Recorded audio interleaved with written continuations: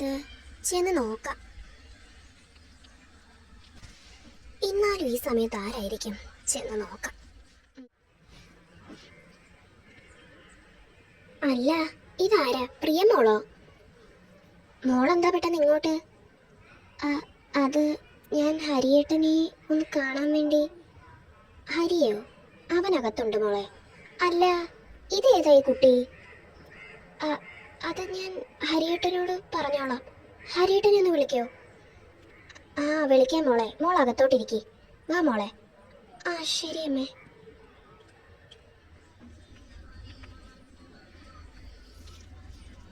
മോനെ ഹരി. എന്താ അമ്മേ? മോനെ പ്രിയമോള് വന്നിട്ടുണ്ട്. പ്രിയയോ? അവളെങ്ങനെ ഇപ്പൊ ഇങ്ങോട്ട് വന്നത്? അറിയില്ല മോനെ, നിന്നെ കാണണമെന്ന് പറഞ്ഞു. പിന്നെ കൂടെ ഒരു കൊച്ചുണ്ട്. കൊച്ചോ? അമ്മ ചോദിച്ചോ അത് ആരുടെ കൊച്ചാണെന്ന്? ചോദിച്ചു മോനെ.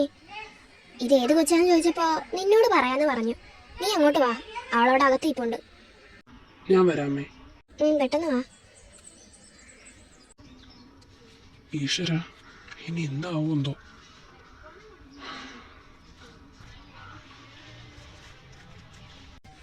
അല്ല മോളെ, കേറി അങ്ങ് നിൽക്കുകയാണല്ലോ. ഇരിക്കാത്ത എന്താ? ഞാൻ നിന്നോളാം അമ്മേ. അമ്മ ഇരിക്കി.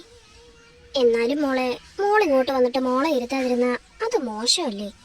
മോളിരിക്കി. അമ്മ ഇരുന്നാ മതി, ഞാൻ നിന്നോളാം. ഞാൻ ഇപ്പൊ പെട്ടെന്ന് പോവും. എന്നാ മോളുടെ ഇഷ്ടം. ഹരി വരുന്നു. പ്രിയ എന്താ ഇരിക്കാത്തെ? ഞാൻ നിന്നോളാം ഹരിയേട്ടാ. അല്ല, ഏതായി കുട്ടി? ഇവളുടെ പേര് മറിയ. Nice name. അല്ല, ഇത് ആരുടെ കുട്ടിയാ? അത് ഞാൻ പറയാം. പെട്ടെന്ന് പറ. എന്താ? ഇത് ആരുടെ കുട്ടിയാ? ഇവള് റിയേച്ചിയുടെയും ഹരിയേട്ടന്റെയും മോളാ. എന്നെ ഈശ്വര, അതെങ്ങനെ ശരിയാവും? ഇതെങ്ങനെയാ റിയയുടെയും ഹരിയുടെയും മോളാവുന്നത്? ഞാൻ പറഞ്ഞത് സത്യമാ. നിങ്ങൾക്ക് വിശ്വസിക്കാൻ കഴിയില്ലെന്നറിയാം, പക്ഷെ ഞാൻ പറഞ്ഞത് സത്യമാണ്. ഇത് റിയേച്ചിയുടെയും ഹരിയേട്ടന്റെയും മോളാണ്, മറിയ. ഹരിയേട്ടന് പറയാൻ പറ്റുമോ ഇത് ഹരിയേട്ടന്റെ മോളല്ലെന്ന്? പറ ഹരിയേട്ടാ. മോനെ, ഇത് നിന്റെ മോള് തന്നെയാണോ? ഇനി ഞാൻ പറയാം. റിയേച്ചി ഈ വീട്ടിൽ നിന്ന് ഇറങ്ങുന്നതിന് മുന്നേ ചേച്ചി പ്രഗ്നന്റ് ആയിരുന്നു. എന്റെ ഈശ്വര, എന്നിട്ടൊരു വാക്ക് അവള് പറഞ്ഞില്ലല്ലോ. അത് പറയാൻ ചേച്ചിക്ക് കൂടി അറിയണ്ടേ ചേച്ചി പ്രഗ്നന്റ് ആണെന്ന്? ചേച്ചിക്ക് അറിയില്ലായിരുന്നു. പിന്നെ എങ്ങനെ അറിഞ്ഞത്?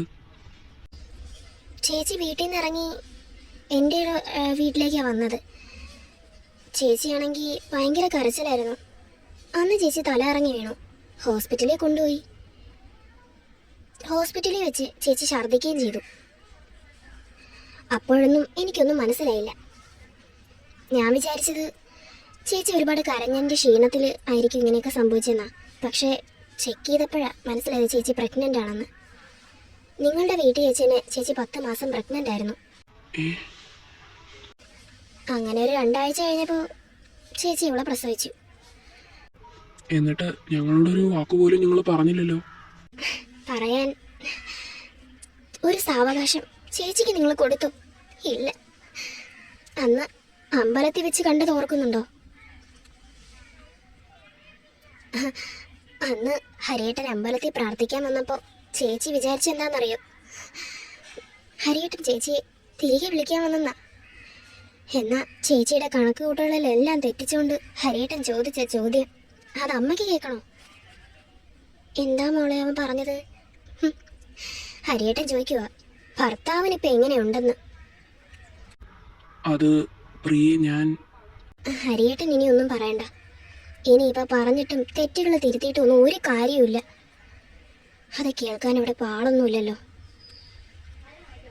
പിന്നെ ഞാനിപ്പോൾ ഇങ്ങോട്ട് വന്ന എന്തിനാന്ന് വെച്ചാൽ ഇവളെ നിങ്ങൾക്ക് ഏൽപ്പിക്കാനാ. അത് മാത്രമല്ല, ഞാൻ തിരിച്ച് അമേരിക്കയിലേക്ക് പോവുക. അമ്മായി എൻ്റെ കൂടെ ഉണ്ട്. അമ്മായി എന്തായാലും എന്നെ ഇത്രയും വളർത്തി വലുതാക്കിയല്ലേ, ഇനിയിപ്പോൾ അമ്മായിയെ നോക്കേണ്ട സമയമാണ് എൻ്റെത്. ചേച്ചി കൂടെ ഇല്ല, അതുകൊണ്ട് ഞാൻ അമേരിക്ക പോവും. പിന്നെ അവിടെ എനിക്കൊരു ബിസിനസ് പാർട്ട്ണറുണ്ട്. പിന്നെ മറിയയുടെ ചുമതലയെല്ലാം ഇനി നിങ്ങൾക്കുള്ളതാണ്. അമ്മയില്ല, പക്ഷെ അച്ഛനുണ്ടല്ലോ, അതുകൊണ്ടാണ് ഞാൻ ഇവിടെ കൊണ്ടുവന്നത്. ഹരിയുടെ വേണം ഇനി ഇവളെ നോക്കാൻ. എനിക്ക് ഇനി ഇവളെ നോക്കേണ്ട യാതൊരു ആവശ്യമില്ല. Because she is not my responsibility. So എനിക്ക് മനസ്സിലായി പ്രിയേ, ഇവൾ എൻ്റെ മോളാണ്. ഞാൻ നോക്കൂ ഇവളെ. ഞാൻ ചെയ്തത് വലിയ തെറ്റ് തന്നെയാണ്. ഐ എം സോറി പ്രിയേ. സോറി എന്നോടല്ല ഹരിയേട്ടാ പറയേണ്ടത്. അത് പറയേണ്ട ആളടുത്ത് പറഞ്ഞിരുന്നെങ്കിൽ ഇപ്പൊ ഇങ്ങനെയൊന്നും വരില്ലായിരുന്നു.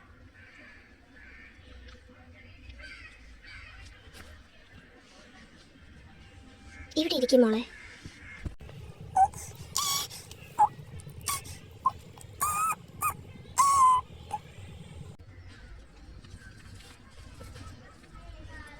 പിന്നെ ഹരിയേട്ടാ, ഞാൻ നാളെ തന്നെ അമേരിക്കയിലോട്ട് പോവും. പിന്നെ ഞാനിവിടെ വിശ്വാസത്തിലെ ഏൽപ്പിച്ചിട്ട് പോണത്. അതെന്താ പ്രിയ നീ എങ്ങനെ പറഞ്ഞത്? കാരണം എന്താന്ന് വെച്ചാൽ റിയ ചേച്ചിയെ നഷ്ടപ്പെടുത്തിയതുപോലെ ഇവളെയും നിങ്ങൾ വല്ല ഓർഫണേജിലും കൊണ്ടാക്കിയാലോ? പ്രിയേ, മോനെ ഹരി, എന്താ അമ്മേ? അവള് പറഞ്ഞതിൽ കാര്യമുണ്ടടാ. നമ്മൾ ചെയ്തത് വലിയൊരു തെറ്റ് തന്നെയാണ്. ഇപ്പൊ പ്രശ്നം ഉണ്ടാക്കാനൊന്നുമല്ല ഞാൻ വന്നത്, കാര്യം പറഞ്ഞതേ ഉള്ളൂ. മോളെ മറിയ, ചേച്ചി പോട്ടെ, നമുക്കേ പിന്നെ ഒരു ദിവസം കാണാട്ടോ. പിന്നെ ഇത് മോളുടെ ഗ്രാൻഡ്മയാ. മോള് സ്കൂളിൽ പഠിച്ചിട്ടില്ലേ? പപ്പ, ഗ്രാൻഡ്മ. എന്നാ ചേച്ചി പോട്ടെ. എന്നാ ഞാൻ ഇറങ്ങുവാണ് ഹരിയേട്ടാ. അമ്മേ പോയി വാ മോളെ.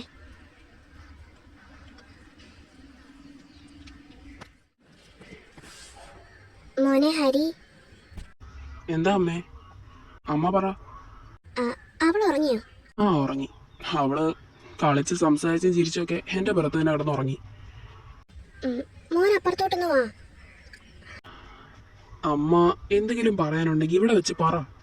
ഇവളെന്റെ മടി കിടന്നുറങ്ങല്ലേ. അവള് നീ പോയി റൂമിൽ കിടത്. അമ്മ എന്തെങ്കിലും പറയാനുണ്ടെങ്കിൽ പെട്ടെന്ന് പറ, എനിക്കൊന്നും വയ്യ. ശരി, ഞാൻ പറയാം. അത് പിന്നെ മോനെ, നിനക്ക് നിന്റെ മോളെയും കിട്ടി. അത് മാത്രമല്ല, നമ്മൾ ചെയ്തൊരു വലിയ തെറ്റിലൂടെ നമുക്ക് റിയെ നഷ്ടപ്പെട്ടു. അമ്മ എന്താ പറയുന്നേ? എനിക്കൊന്നും മനസ്സിലാവുന്നില്ല. അല്ല മോനെ, ഈ കുഞ്ഞിനെ നിനക്ക് ഒറ്റയ്ക്ക് വളർത്താൻ പറ്റില്ല. ഈ കുഞ്ഞിനെ നോക്കാൻ ഇതിനൊരു അമ്മയുടെ ആവശ്യമുണ്ട്. അമ്മ എന്ത് പറഞ്ഞു വരുന്നതെന്ന് എനിക്ക് മനസ്സിലായി. വേറൊരു കല്യാണം കഴിക്കാനാണെങ്കിൽ നടക്കില്ല അമ്മേ, ഒരിക്കലും നടക്കില്ല. ഈ കുഞ്ഞിനെ ഒറ്റയ്ക്ക് നോക്കാൻ എനിക്കറിയാം.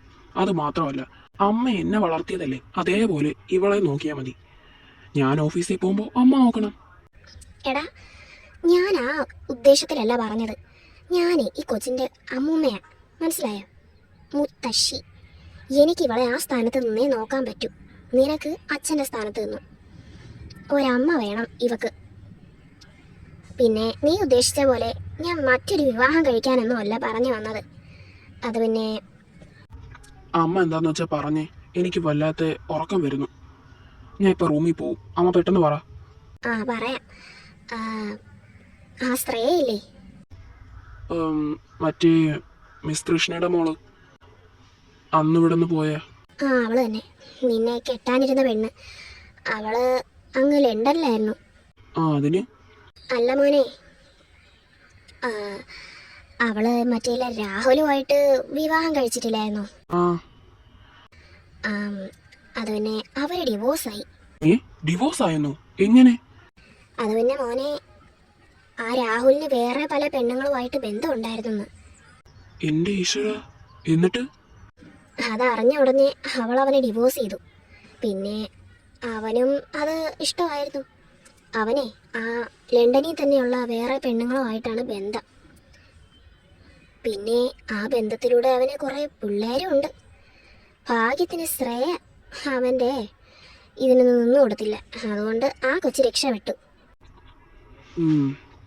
അവളിപ്പോ ഇവിടെ നമ്മുടെ ഈ നാട്ടിൽ തന്നെ ഉണ്ട്.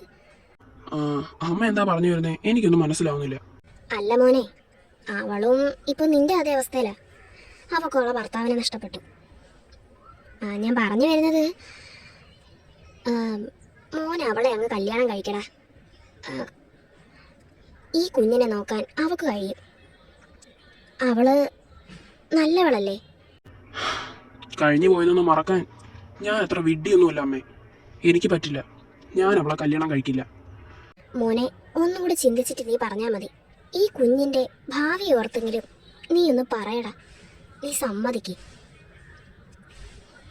നീ ആലോചിച്ചിട്ട് പറഞ്ഞാ മതി. എന്നാ ഞാൻ അങ്ങോട്ട് പോട്ടെ. അമ്മേ, അമ്മ വിചാരിക്കുന്ന പോലെ ഞാൻ ശ്രേയെ കല്യാണം കഴിക്കില്ല. എന്നെ ചതിച്ചിട്ട് പോയവള് കല്യാണം കഴിക്കാനോ? അവള് പറഞ്ഞിട്ടായിരിക്കും അമ്മ ഇപ്പൊ ഇങ്ങനെയൊക്കെ പറയുന്നത്. എന്റെ മോളെ നോക്കാൻ എനിക്കറിയാം. ആരുടെ സഹായം എനിക്ക് വേണ്ട. മോനെ, ആലോചിച്ചിട്ട് എന്തായി?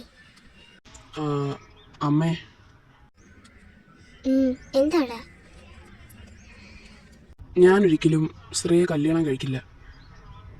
പിന്നെ അമ്മ വിചാരിക്കുന്ന പോലെ ശ്രേയെ എനിക്ക് പഴയതുപോലെ സ്നേഹിക്കാനൊന്നും കഴിയില്ല. റിയെ മറക്കാൻ ഇനി എനിക്ക് ഈ ജന്മം കഴിയില്ല. ഒരുപക്ഷെ എൻ്റെ ഭാഗ്യത്തിനാകണം അടുത്ത ജന്മത്തിൽ എനിക്ക് റിയെ വീണ്ടും കിട്ടിയാൽ കിട്ടി. മോനെ, നീ ആ കൊച്ചിന്റെ ഭാവി നശിപ്പിക്കാൻ നടക്കാണോ? മറിയയ്ക്കൊരു അമ്മ വേണം, നിനക്കൊരു ഭാര്യ. വേണ്ട അമ്മേ. അമ്മ എന്നെ ഇനി ഇതിന് നിർബന്ധിക്കരുത്. സോറി അമ്മേ.